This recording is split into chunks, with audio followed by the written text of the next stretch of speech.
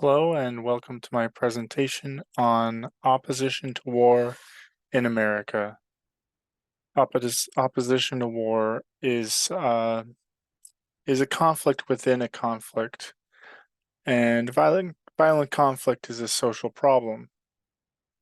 As many know, problems are things that have not yet been worked out, and mathematicians work to solve problems. Issues, on the other hand, have solutions, but not for some people. Some people seem to have an issue with legal inequality. There's also an issue in America of corruption. This is a 2009 Corruption Perceptions Index photograph, and what it's showing is that the United States is in the yellow with a 70 to 80% grade. Since 2009, the United States has slipped to number 24 in least in the list of least corrupt nations, with a ranking of 69. To put that in perspective, a 69 in any class you take would be barely a pass. Now for the background section. Don't fall asleep. I only have two main real facts for you. One is that in the Civil War, there was the first national draft, and in the Vietnam War, or at the end of it in 1973, America ended its conscription policy. One of the factors I talk about is greed. Here we see that the net sales of Lockheed Martin to the US government are directly related to their stock prices over time. Here we see the budget for the military, which has risen greatly since 2015.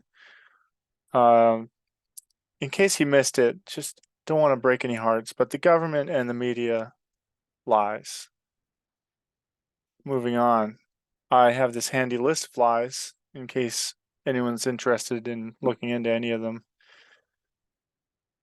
War causes a lot of suffering. Here's a graph of veteran suicides per year, numbering in the thousands, just US veterans. Here's a image of some objectors, a famous conscientious objector song, anti-war song from Vietnam by Creedence Clearwater Revival. There are many kinds of objectors, religious, secular. There's some things I have to skip here. People in history have warned citizens about the military-industrial complex, and the right for dissent is the health of a nation. Now, solutions. I offer some solutions that work for people, including getting lawyers and launching cases or dodging the draft, if you will. There's limited solutions for people in war. The best action that people can do in a war situation is to push for peace.